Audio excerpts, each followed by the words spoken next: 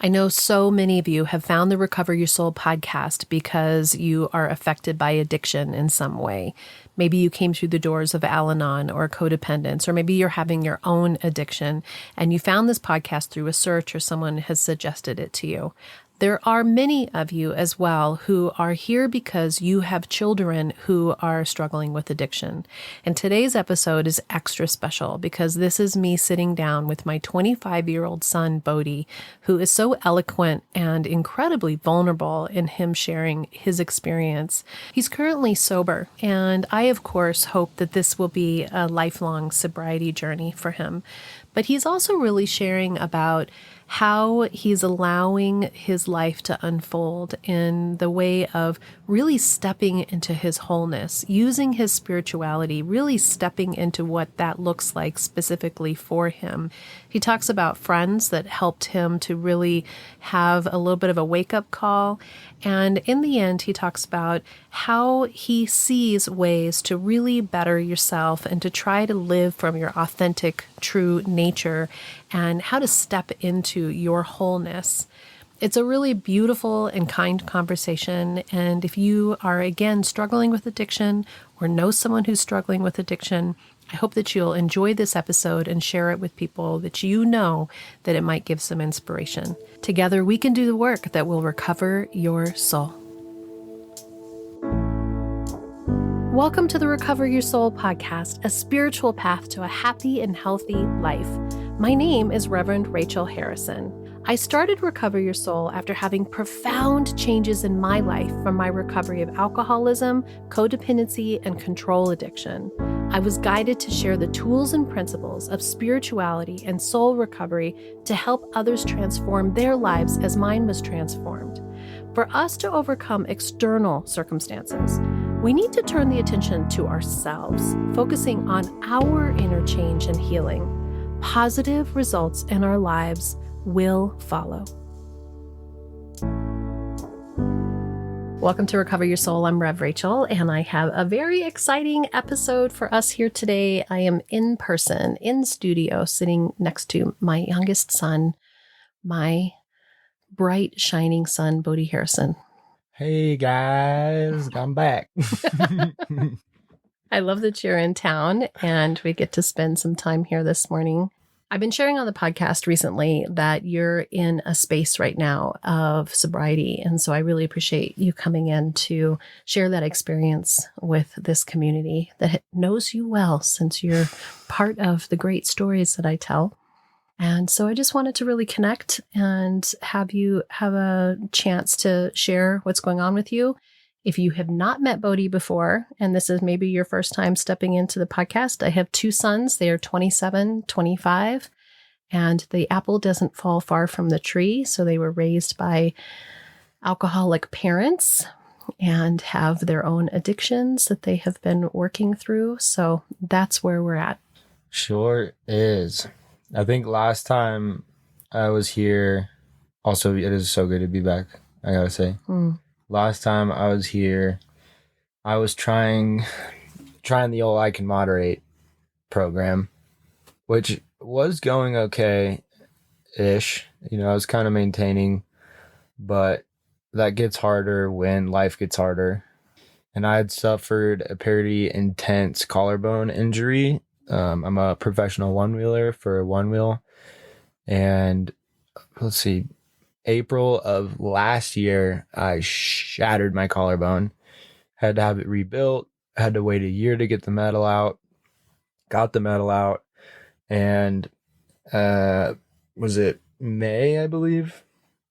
I was at an event for Onewheel and did something a little bit thoughtless and did a standing backflip 5 weeks post metal removal surgery. And re-broke my collarbone and tore my labrum in my shoulder and put my healing journey back an entire another year, basically, which was a heck of a pill to swallow, as I had not been able to ride at the level I'd like to, or skate, or snowboard, or surf, or do all the other active things that I like to do for, at that point, already over a year. And it sent me into a pretty deep depression, because I just felt, bummed that it was continuing on, but mostly just really disappointed in myself. In the moment, I thought it through. My doctor said 5 weeks till I should start riding again. And it was right about at 5 weeks, but there's a difference between riding and doing a backflip and putting that much force into my shoulder. In one way, it was a really good learning opportunity, learning how much force goes into your shoulders when you backflip standing up. And also, I'm new to being actually a professional rider and not just a stony goof around, get out and have fun person. So it was an eye-opening experience to really majorly respect my healing journeys, because I will get hurt again. It's part of the game. It is part of the athlete game. But luckily, with working for Onewheel, I've got great insurance. So it's just a matter of doing all the proper things and giving it proper time. But I was really angry at myself, like really, really sad. And I just kind of spiraled out into punishing myself ultimately, and numbing myself and running away from my feelings and running away from my responsibilities. And I just kind of lost control, and it was really scary, actually. And it kind of felt like I had reached a point, some months after, where I was staring the death of my career in the face. Because I was so out of control of myself. I was barely maintaining my work, and I was partying a bit irresponsibly at events with lots of eyeballs on me. And after sobering up and being public about that, and vulnerable about that, I actually had a lot of people reach out to me and express how worried for me that they were. Because you could just see how much I was hurting. Like, wow. It was very visible. And I've always been open and vulnerable about being an addict and my struggles and my sober seasons.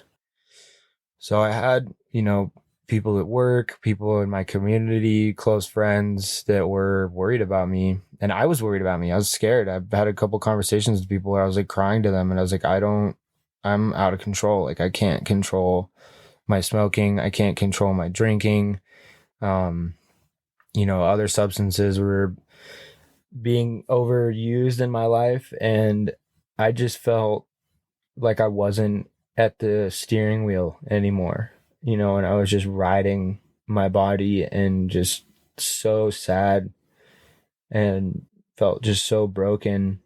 And actually, I was making small attempts to stop, but would just stumble back in. And to clarify, I wasn't like getting totally blasted drunk, but drinking more frequently than I wanted to, smoking lots of weed, and just like really checking out and thinking one thing in my head of how I wanted to be and how I wanted to approach every day, and just completely failing every single day. Mm-hmm. And I relate. And I remember being very similar. Mm-hmm. Yeah.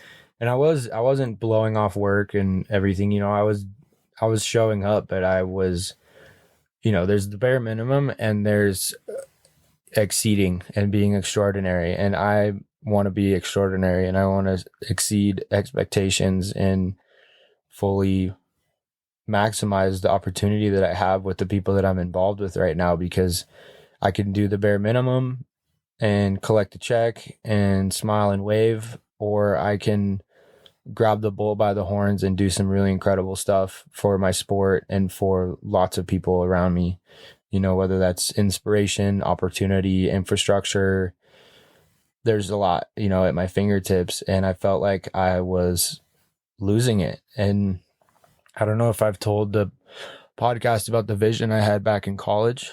I think we talked about that last time, but it's another one to bring up again, because when we talked about it last time, you were trying to moderate. Yeah, and I was like, And you oh, I were think kind it of was defending. then. You were Yeah, I kind of was like, defending it. Yeah. so in quick context, I was going to school in Steamboat Springs, Colorado, and I was just starting to become affiliated with the skate church there in Steamboat, which is this amazing free indoor skate park that has a community night every Thursday for high school, college, and community, where you get a free meal. We do a 20-minute message, a couple worship songs, and you skate all night.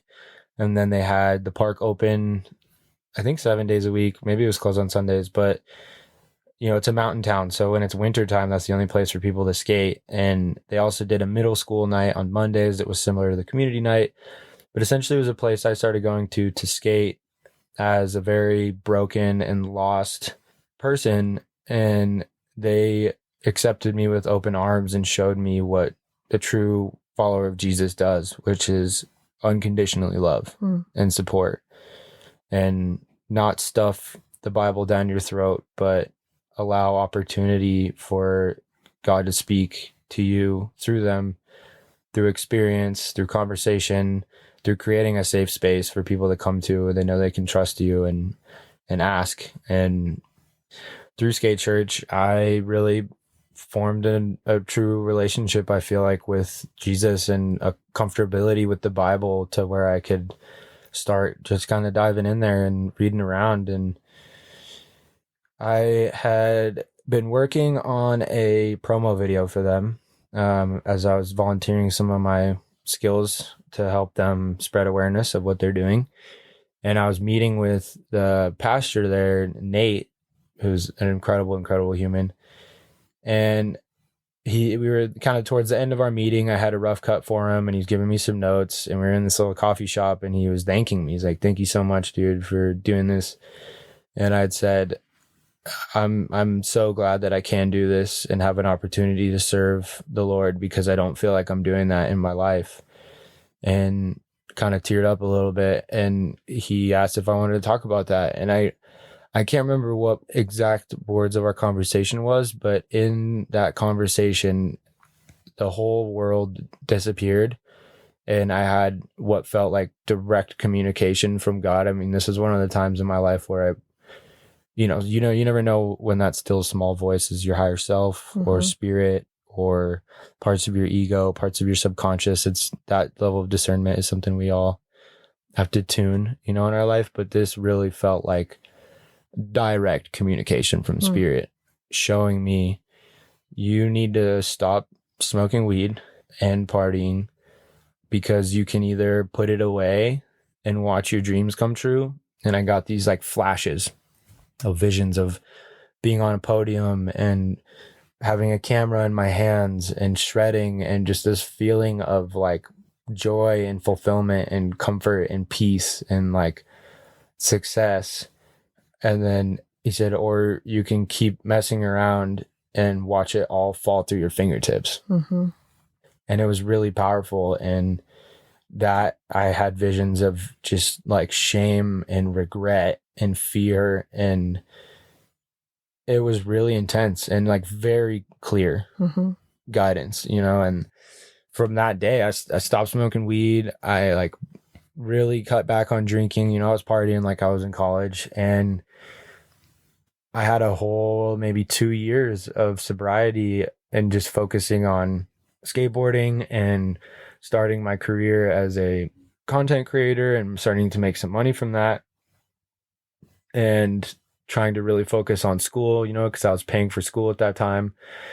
And it was really incredible. And then, over time, as I got back into the world and didn't have as much of a spiritual community to be around, I kind of started to fall back into old habits and feel like I could moderate it. And then at the time, we were talking about it, and when I had revisited the vision, it was like, oh, I think it was really just in that time, because that time it was all about like learning about the Lord and the gospel, and focusing on school and starting my career. But now I kind of got things cruising. I know like where I want to go and who I want to be and what I want to do. And Your ego starts to jump in and be in charge, right? You like lost your spiritual grounding. The ego or the enemy, a little bit of both.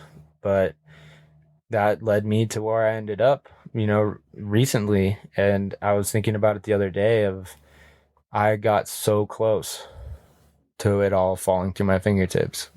So let's talk about that, because first of all, thank you for sharing so vulnerably and openly about what's going on.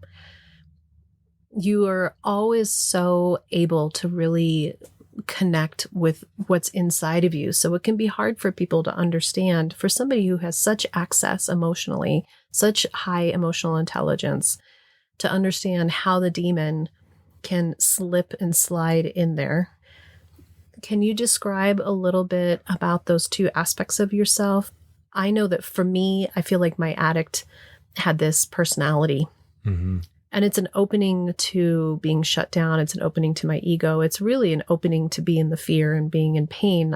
I'm telling myself that it's going to save all those things, that it's going to relieve my anxiety, that it's going to keep me from, feeling these things. But it actually is just, I think when we had a conversation, when you were contemplating making this change in your life, and I was saying alcohol feels and drugs feel like they're helping, but you're just pouring gasoline on the fire of pain. Digging the hole deeper. So how is that for you, this sort of dance of the demon? If someone doesn't understand, they've got a kid, they've got a friend, they have a spouse who can't quite let go of the demon. So the way I think about it is, some of us have more versions in ourselves than others, but for the most part, I feel like we kind of have like our light self and our dark self. And I think our ego is kind of a mixture of the two, but ultimately there's kind of two sides to it, the yin and the yang. And they're both important because there's such thing as toxic positivity, but there also is such thing as toxic negativity. And so I think they kind of balance each other out, but ultimately we also have the Holy Spirit within us who whispers to us and guides us, and, angels and ancestors and all, depending on how woo-woo you want to go with it. But we have positive guidance that comes from outside of us. And we also have negative guidance that comes from outside of us. We have what I believe is the devil, or the manifestation of evil and darkness, that cannot control physical matter, but can get into our brains and can get into our minds. And, if you buy into like demons, when we fully intoxicate ourselves or completely lose control of ourselves, other spirits can attach themselves to us. And we have that mixture of ourself and our positive guidances and our darker self and negative guidances. Are you ready to step into your soul recovery? Well, I am here to support you as your spiritual coach. Visit the website to book one-on-one coaching sessions with me as we transform your life through working the 9 steps of soul recovery. You can also choose to work the steps on your own through the modules at your own pace. I'm excited to also be announcing that there are retreats every year, both in Colorado and other places in the country, workshops and events. And I hope that you also will join us the first Monday of every month from 6 to 7 p.m. Mountain Standard Time for the free Zoom support group. This is an amazing place for us to connect, learn, and share our stories. And don't forget to join the private Facebook group for soul recovery, inspiration, connection, answering each other's questions, and giving shout outs. I thank you for supporting this podcast either by being a Patreon member, Apple Podcast subscriber, and getting that extra episode every Friday, or by your one-time donations or your small monthly donations that are found in the show notes. You are helping spread the soul recovery message and supporting this community. Visit the website recoveryoursoul.net for dates, times, everything that's happening, register for the support group, and how to stay connected. Together, we can do the work that will recover your soul. And I had a vision one time, a clear vision of inside of me, there's 2 boxers, right? And they're always fighting. And it's our inner battle of good and evil, and it, you know, it's been manifested as like the little angel and the demon on your shoulder, right? Mm-hmm. But the way I saw these two boxers was there was my light self, which was this big, all white, glowing, ripped, totally shredded version of me with like spiky flowing hair, kind of like a Dragon Ball Z character almost, right? And he's on one side, and then there's the other one that's like this kind of hunched over, almost spider like, gooey, spiky, venomous, dark version of me. And they're always battling, and whoever is going to have more power and more strength is the one that you're feeding. And you're feeding them with what you're thinking, the way you're identifying with your thoughts and countering your thoughts, right? And that's kind of what I mean by that. We can't control all of our thoughts. We hardly control any of our thoughts, but we can receive those thoughts and observe them and either say, oh yeah, that does feel like me, or be like, well, that's not me. I truly feel this way. I think this way. What we eat, you know, good whole foods, fruits, veggies, staying away from the processed foods and overindulging. What we listen to, music wise. Are we listening to positive music? Are we listening to sad music, negative music, evil music? What we're watching, you know, are we watching stuff that fills us up? Are we watching stuff that brings us fear, like news and reality TV and pornography or whatever it is? Or are we watching things that enlighten us and inspire us and give us knowledge and hope in ourselves and the world? And whatever we're feeding those boxers with is who's going to have more strength in the battle. I love that. Then I've noticed in my darkest times, I'm not eating good. I'm not drinking water. I'm not making time for meditation. I'm not praying. I'm not getting physically active. And I feel like shit. I'm depressed. I'm thinking tons of negative stuff, and nothing like brings me the joy that I wanted to. So you turn to a substance. So you turn to the substance, the easy out that'll make you feel better in the moment, and you get stuck in that cycle.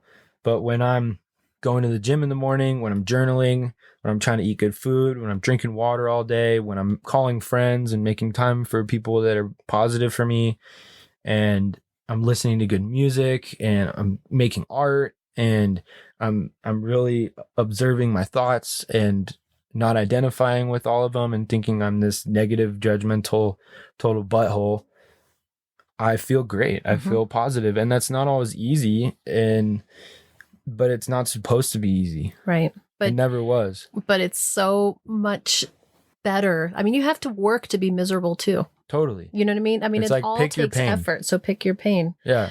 So I love all that. I'm just like, my heart is over here welling with pride and happiness that I know this about you and that you can share so eloquently what you know and who you are.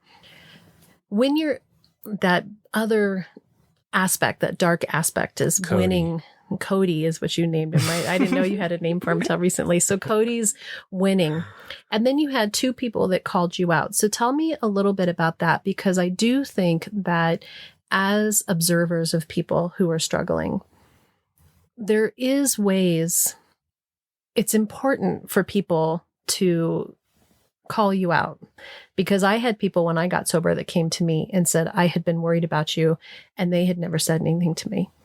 There's this dance that we play of how do we see people in the light. So you had two people that really came forward and said, Bodhi, this is not working out. And so talk through that and how that helped to move you back over to the light.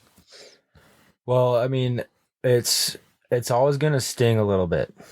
And so the more, you know, if you're thinking about trying to approach somebody in your life, you got to consider their level of sensitivity and how articulate you're going to be with it. But I think a good approach is a good old shit sandwich. Right? You start with something lightly heavy / negative.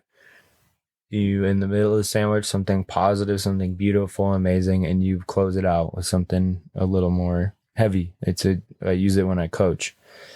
Oh, interesting. So you do heavy, light, heavy instead of light, heavy, light. You could do a reverse shit sandwich too if they're highly sensitive. But ultimately that person needs to hear what you have to say, potentially, if you're not just being a total controller. So these two people that did that for you, what worked in their technique of talking to you that literally like kind of flipped the switch for you? I think it was that they reminded me of who I want to be and how this is not aligning with that. You know, and the Instead first of like person, shaming you for your right. It wasn't shame. It wasn't you're bad, you're bad, you're bad, you're bad. It was like, you know, the first person was like, I see that you're hurting and it hurts me that you're hurting, but this is not the way for you to stop hurting. This is going to create more hurt. And you have people around you. And yes, I may be somewhat of like, I hate this word at this point, but influencer in the Onewheel world. But in all of our lives, there's always people watching us, you know, the younger people in our life, even the older people in our life, the people we're working with, and everybody's learning off of each other and taking notes. And so, you know, the first person reminded me I have an example to set. I have a certain level of responsibility to the kids in our community and to the other people in the community, the people that look up to me, which I actually feel like I've been kind of running from that responsibility because for a time I thought that it wasn't fair and that I didn't want to put that pressure on myself. But ultimately that's part of my journey. That's part of what I need to help me stay in line. And I actually busted open the Bible one day to, I think it might be the book of Jonah. The Old Testament's kind of funky dunky for me. I move slowly through it. But I jumped into the Old Testament and it was this story about this dude who God had asked to go to this city and ask everyone to repent and God would save the city. And the dude's like, no, I don't have what it takes. That's not my responsibility. Like, I'm going to go to this other city.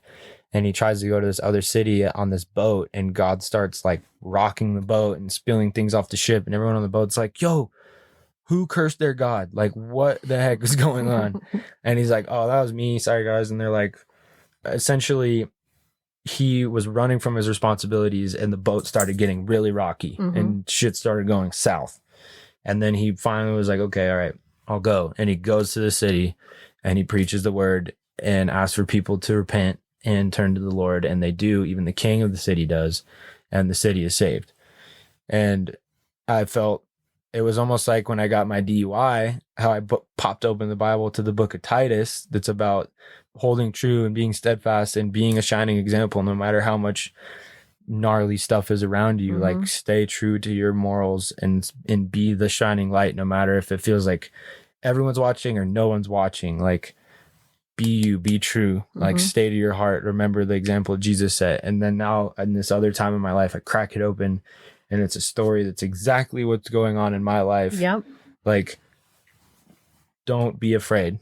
Like, you have what it takes. Keep doing you, keep shining your light, keep being an example of love and of light and of curiosity and grace and unconditional love.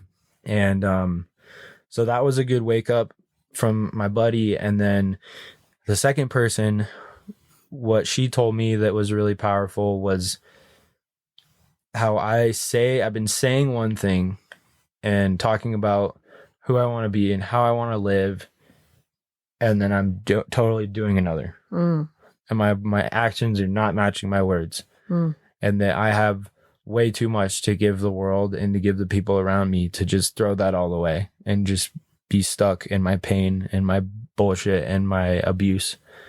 Because for me, I think part of it is that I like the way certain things make me feel, but I think the deeper rooted issue is it's self-deprecating behavior. I'm punishing myself because I'm guilty and I feel shame for my shortcomings and how I don't try hard enough and I forget everything and I'm late to everything and I drop the ball and stuff, and I a lot of times just feel like this like walking disappointment and I'm punishing myself and I'm numbing and I'm punishing. And with skateboarding and riding, the funny thing is I can kind of punish myself in a healthy way somewhat. I can like beat the shit out of myself and just channel my anger into whatever I'm working on or struggling with, you know, like on my own, but without that right now. And then the adding to that with just totally screwing my career for a whole nother year, just being dumb and trying to stoke some kids out. I punish myself, and I'm trying really hard to work on that. I think that's a big thing right now, as I've kind of pulled my head out of the clouds and started to get back into the word and make more time for prayer and be reminded what the message of the gospel is that I am unconditionally loved. Yes. And I'm unconditionally forgiven. Mm-hmm. And I've accepted Jesus into my heart, and I believe in his life. And no matter what I do, I cannot be separated from the love of God. That's it. It's Romans 8:38. If you ever feel like God doesn't love you or you're deserted, go to Romans 8:38. It's, can't remember exactly word for word, but it's essentially no height nor depth, no angel nor demon, no act, no failure, no words. Nothing can separate you from the love that is in God. You know what I love about your spiritual journey, Bodhi, is you have found this path on your own, that you were very attracted to Jesus and the teachings of Jesus and the Bible. And that's not at all how you were raised, right? You were raised Buddhist and unity, and you found it on your own. And I think there's such incredible strength that we can find in ourselves to be curious about our own spiritual journey and then lean into whatever that is right for you. For sure. And I'm always inspired by what you're learning, how you present it, how it feels to you, how it connects to you. Because the truth is, whatever the whispers that are coming from God are the whispers that you're supposed to hear. Mm-hmm. And when I see you connect to that part of you that is one with Source, that feels that love, I feel the sparkles in you that is the radiating truth of who you are, that sheds the addictive demon. And it's fascinating for me to be your mom and watch you for a couple different reasons. One is you have extreme ADHD. Gnarly ADHD. You have since you were a kid. Your brother has it too. You both present in different ways with it. And when I heard you, when you're getting emotional, the things that you have such shame and anger at yourself, those are the the ADHD things that are in you, right? And you also were born genetically with addiction. And so you have these elements of yourself that have come in as some of your karma. And I'm watching you have this experience as a human being of the human shame and fear and pain that comes in, that is the experience that we all have of the dark night of the soul. Nobody misses the place where we don't think there's something wrong with us. Nobody. But if you do, you might need to check yourself. You might need to look deeper. We all have it on some level, right? So what I think is so beautiful is this opportunity for you to be in this, hopefully a season for life of sobriety that allows you to really work through these aspects of yourself that are the truth of who you are and what you're here to learn. Mm-hmm.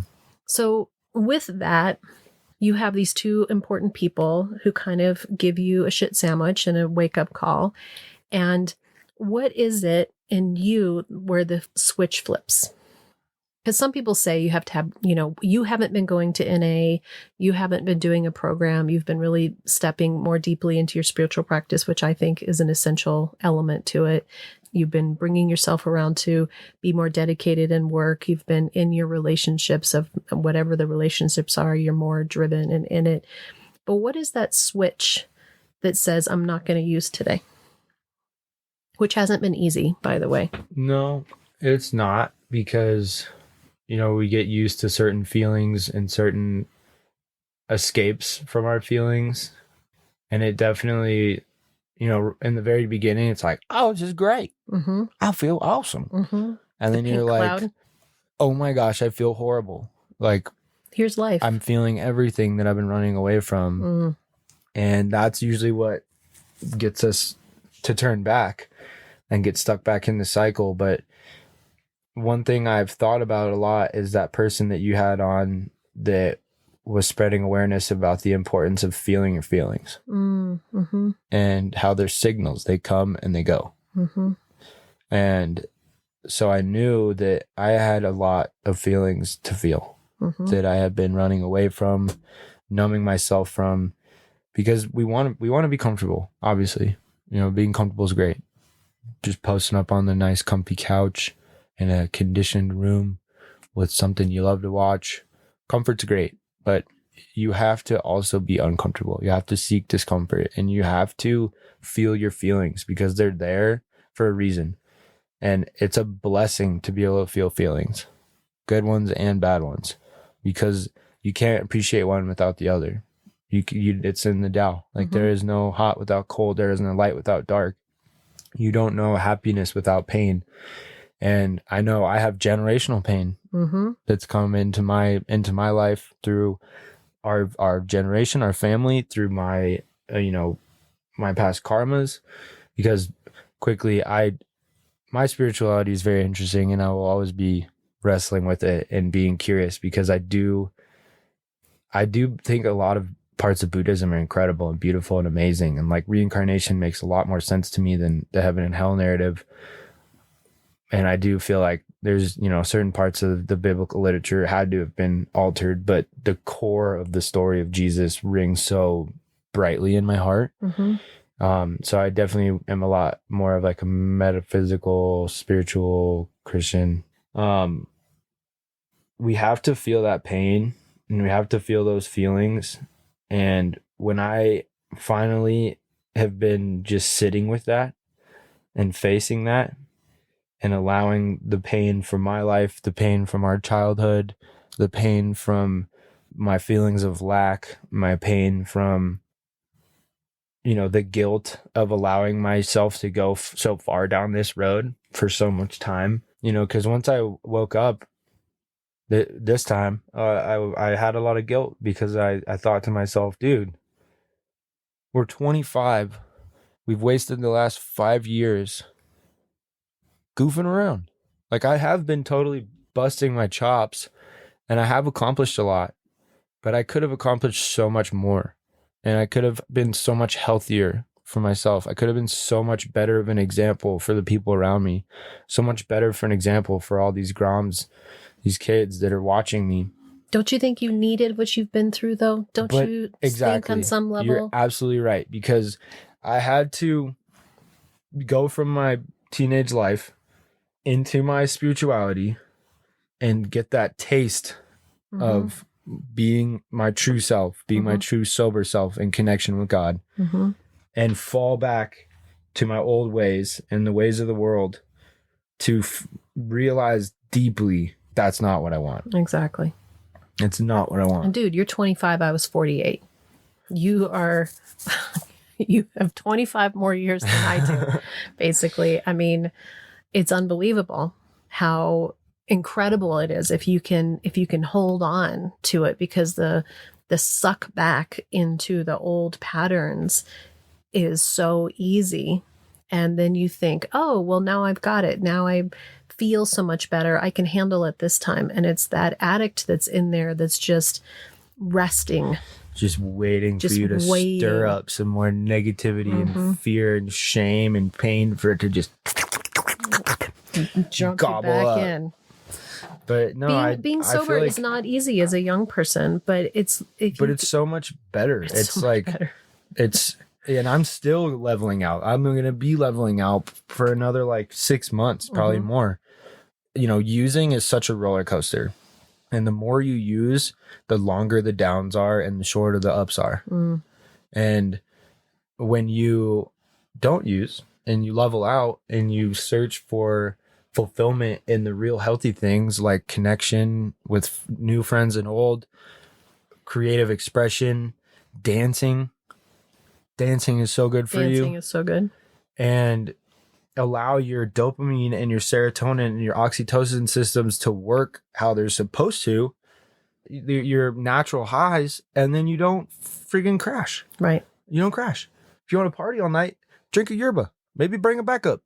But when you do the Molly and the acid and all those party drugs that are in the rave scene, or the weed and the alcohol and the cocaine that are in the bar scene, and you're just like whoa, whoa, whoa, whoa, whoa, up and down and up and down, and you wake up the next day and you feel like a freaking potato, and then some of us go right back to it to try to get yourself back up, and then next thing you know, you're on a bender for a week, a month, years. I had my homie was talking to me on the phone, and he's like, I've been on a bender for 2 years. Wow. And I was like, what? He's like, yeah, I mean, not like getting super messed up, but it's like, I party it almost every weekend. I smoke weed all week, sometimes get a bag during the week, and then I just go right back to it. And like, I'm working, I'm still paying my rent. But when he said it to me, I thought to myself, I've been on a bender for 3 years. Wow. Holy shit. Mm-hmm. It's like weed can be this bridge between all the parties, and alcohol is the same way. Even if you're not getting drunk every night, if you're partying on the weekends or even a couple times a month, and then you're going home and you're smoking your weed and you're drinking your beers, you're building your little bridges between the parties. That's a fascinating way to look and at you're it. bendering and bendering and bendering, and you're never giving your brain the time that it properly needs to reset. I heard something that it's like 2 to 3 months is what your brain needs after doing things like Molly or cocaine or ketamine or even alcohol, especially when you use it regularly. You're throwing something in your system that is spiking your levels and then plummeting.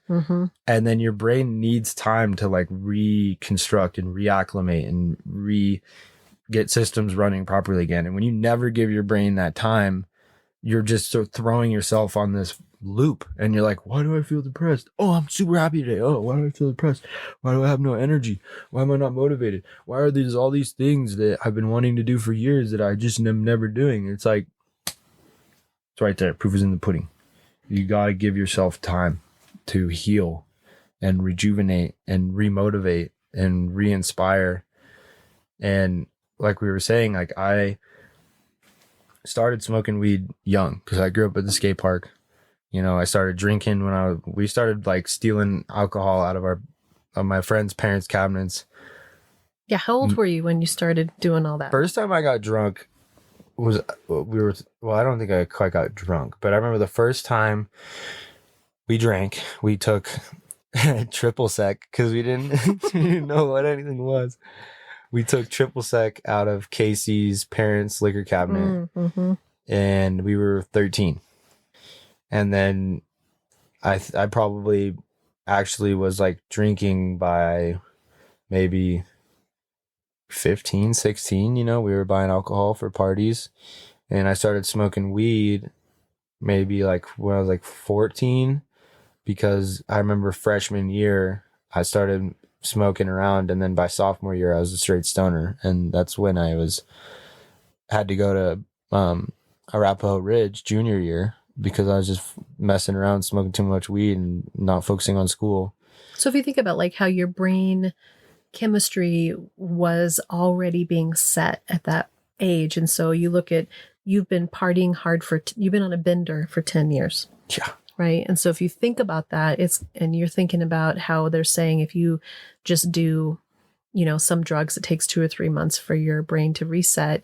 This opportunity that you have right now to reset your brain is incredibly profound, especially since you're at the place where your frontal cortex is really like growing and building right now. I mean, it's off the charts, and we could just keep going on forever, but I wanted to close up with, you were mentioning a book that is one of your favorite authors that you and Dad are both inspired by. So tell us a little bit about how that book and this concept is playing into your motivation to continue on this path of awakening and sobriety and truly being yourself. So this book is somewhat of a sequel. I think it is technically a sequel to the War of Art, not the Art of War. It's the War of Art by Stephen Pressfield. And that book was really profound for our whole family, because a lot of what he does is he personifies resistance and talks about all the ways that resistance manifests for anyone motivated, you know, entrepreneurs, artists, people that want to create emotional change in the world. You're going to be met with resistance, and resistance can manifest in forms of procrastination, self-doubt, distraction, addiction, all types of things, drugs, sex, internet, food, family members, relationships, all the nine. And it's a really cool book, and it really kind of opens you up and helps you motivate and helps you battle through your own forms of resistance. But he mentions in this book, I think it was a whole section of the book, pros and amateurs. And he wrote a sequel that dives a little deeper on that subject called Turning Pro. And you could just go right into Turning Pro. You don't have to hear the first book, but they're both great, and they're both short, which is I love, because 2-hour Audible, 2-hour long road trip or a couple sessions doing chores. You got it dialed, done, hammered in the brain. And it's just really incredible because he talks about, you know, the difference between a pro and an amateur, other than experience. Obviously, the pros failed more times than the amateur, is the mindset and the habits. And he also says how most artists are addicts, most addicts are artists. And most of us in the world are on that, what am I trying to say? Spectrum. Most of us are on that spectrum to a degree. I think every human is a creator on some level. God made us as creators. We are his creation, and it's here to create, whether that's art, opportunity, love. There's a lot of ways that you can create. And how the amateur is the addict and the pro is the artist. And the amateur lets their self-doubts get in the way. The amateur lets their fears get in the way. The amateur allows themselves to procrastinate. The amateur allows themselves to be lazy. The amateur dives into their addictions as their masterpiece is their drug of choice. But the professional, the artist, they are disciplined, or at least do their best to be so. They fill their life with the things that are going to inspire them and motivate them. They make the time for their work. They show up for their work every day. And they have the mindset of, I'm here to do this. I'm a professional, and I'm not going to let my bullshit get in the way. I love it. And it was a very inspiring book, and I felt called out in a good way.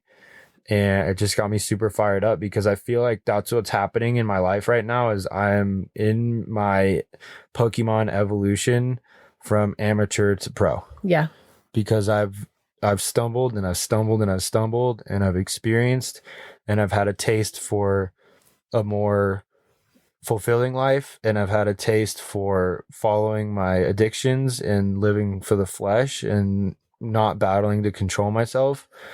And now I'm at the helm of the creators of Onewheel, the only people that successfully patent an extreme sport that has amazing resources and an amazing level of respect and appreciation for me. And they're letting my ideas run. And I have the ability to create an incredibly creative and adventurous and fulfilling life for myself, and create tons of inspiration within my sport and my community, and literally create opportunities and potentially even jobs for other people to do the same.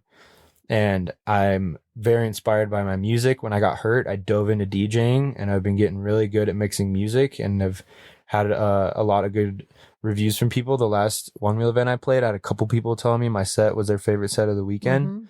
And I'm just having so much fun with that. And I'm pretty bad at making music, but I'm starting to kind of figure it out a little bit. And so I just feel like I have the opportunity to be extraordinary and to tell my message through music. I love that. And extraordinary doesn't mean on the outside world. It means on the inside. It means really stepping into your wholeness, stepping into your beauty of who God brought you here to be. You know, we all play so small. So for me to see you here just on fire, And it doesn't mean that you don't have daily life situations, but we can handle our life so much more when we're in this space instead of running from it, letting our life slip through our fingers. And we're all extraordinary. We're all divine, beautifully, wonderfully made humans. And some of us are going to end up doing things that have more eyeballs on them. And some of us are going to end up doing things that have less eyeballs on them. But we have the power of the creator of the universe inside of all of us. Mm-hmm. And when we can get rid of the things that separate us from ourselves and from that power, like poison, aka alcohol, right? Substances, distractions, toxic relationships, bad diets, when we can remove those blocks and chase our connection with ourselves and accept our connection with spirit, then we can really see the fruits of our life grow and flourish. And that's where I'm at right now, is I'm done fucking around. Good. I just love you so much, Bodhi. I am honored and privileged to be your mom. And you're pretty cool too. Thank you, sweetheart. Thank you. The greatest gift that I ever had was being a mom to you and Alex.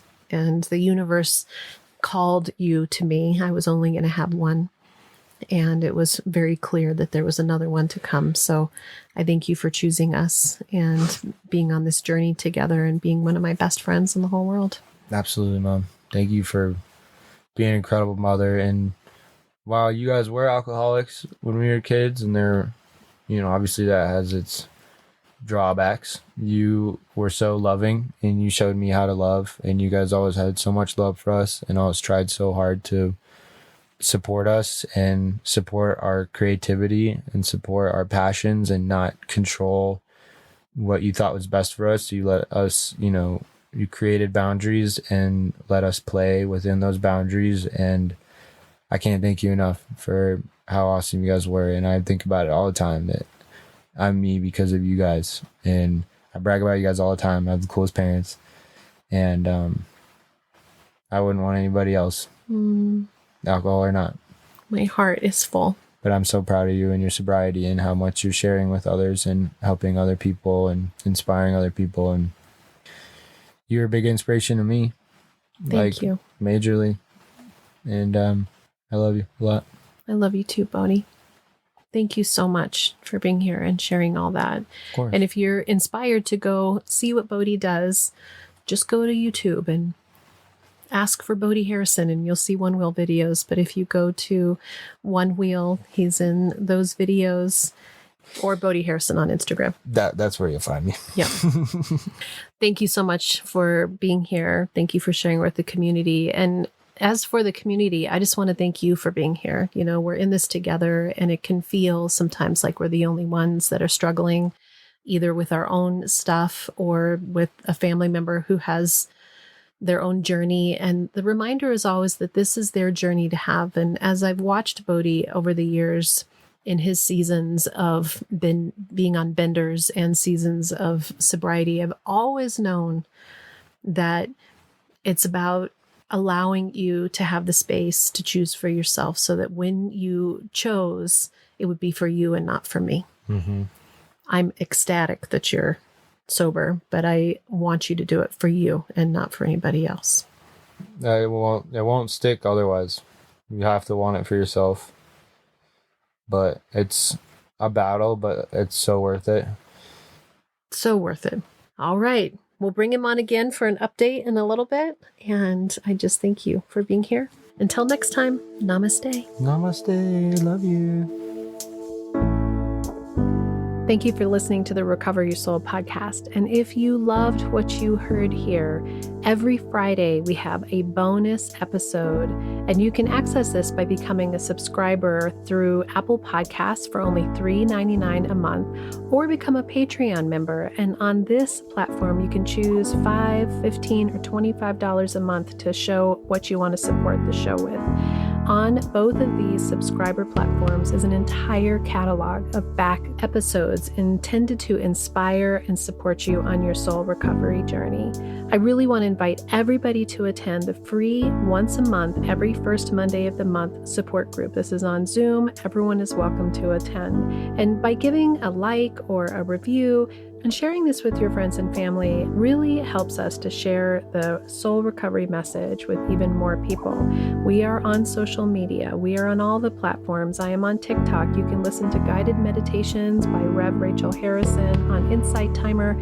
Thank you for supporting the show. Thank you for being part of the community. To find out more about soul recovery and everything that's being offered, visit the website www.recoveryoursoul.net. Together, we can do the work that will recover your soul.